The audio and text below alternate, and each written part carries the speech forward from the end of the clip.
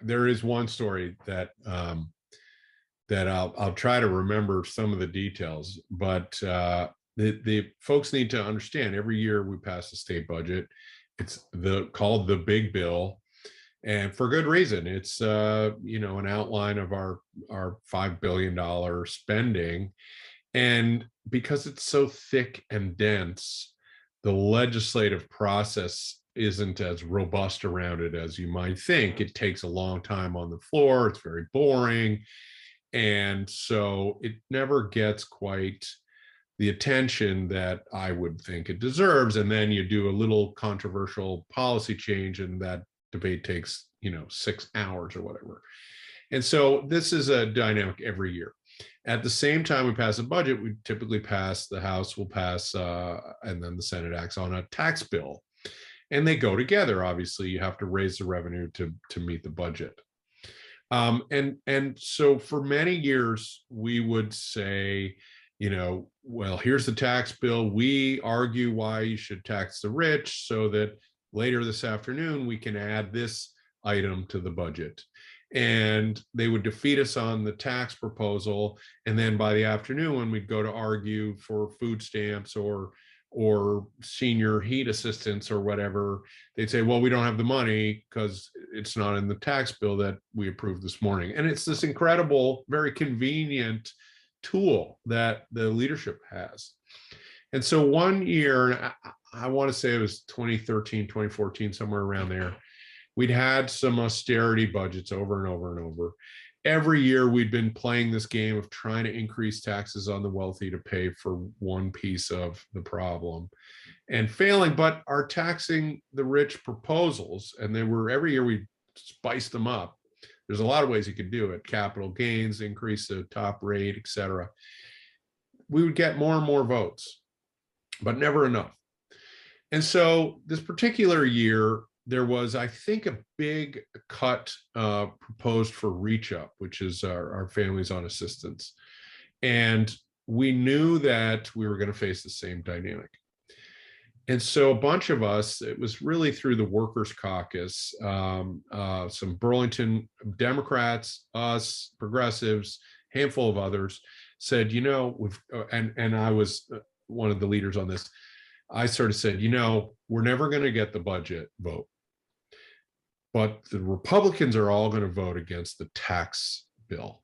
And this year's tax bill, whatever year it was, had included a bunch of our progressive ideas that they'd rejected in the years past. Like, we were making progress. This was raising quite a lot of revenue when we usually raise none, and almost all of that coming in a progressive way. So it was something that under normal circumstances I would have been pleased to vote for. But we realized without the Republicans, all the Republicans will vote no. So if just 20 of us vote no on the tax bill, they won't pass their tax bill, and that will force them to negotiate on the budget. So this was our strategy. And this is probably, it's fair to say, well, it was a group effort. I was key in coming up with the strategy and then convincing Democrats that they could take on leadership in this way, which, to their credit, is a hard thing for them to do. That's an inner family squabble. Progressives and Democrats battling, that makes sense. Getting Democrats to battle inside is tough. So we took on the tax bill.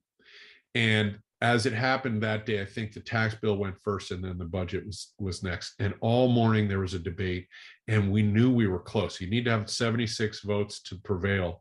And we knew we were either going to have about 70 or 72, 3, 4, 5, or 6. It was that close.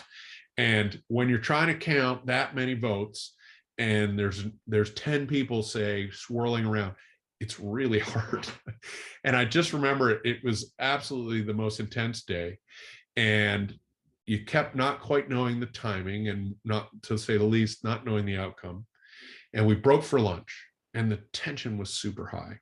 And I knew there was a shot we could do it. And again, this was to vote down a tax bill that really we supported, but we knew that this was the only way to get them to the table. And so we went to have lunch, and in that little cafeteria, when you walk through the back way to get back into the chamber, right before we get back on the floor, I saw the Speaker of the House and the Majority Leader talking to the Republican leader. And they were having the kind of conversation where I could tell immediately that we were in trouble. And indeed, that's what happened.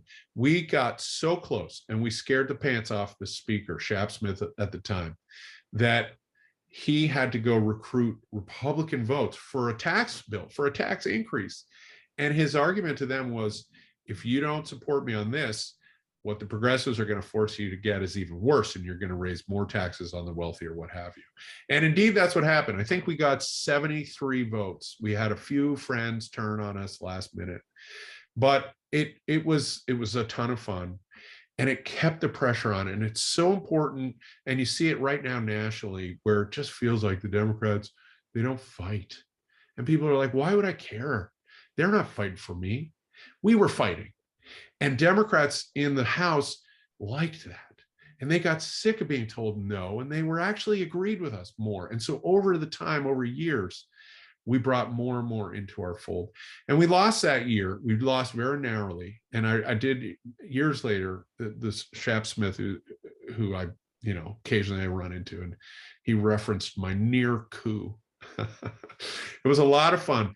It didn't work, but overall it moved the temperature, right? It opened people up to, hey, actually people do want us to reclaim some money from the very wealthy. You see this unfolding right now in Washington. And so in some ways it was a success, and we were always able to pin it back on a very worthy program that nobody wanted to cut, really, but they would be told they didn't have the money, and they would agree with it. So it was a fun time. It was very intense. I remember just not sleeping much right leading up to that battle, and we came this close. But along the way, even though you might say, well, you lost. Well, yeah, but the bill that we advanced, tax the rich, it went after more capital gains, so wealthy people couldn't pass that through as much. It had all these little tweaks that we had been arguing for many years, and that was the bill that they were now having to argue to get enacted. So, this is the way I look at this: is our role always as progressives is to stretch what's possible, and to reveal actually popular positions that the Democrats, when they're in charge, are unwilling to support, and move them towards supporting it. And in that way, even though we lost, it was quite successful. And we had a lot of fun that day, though we lost some sleep and probably some pounds of sweat. But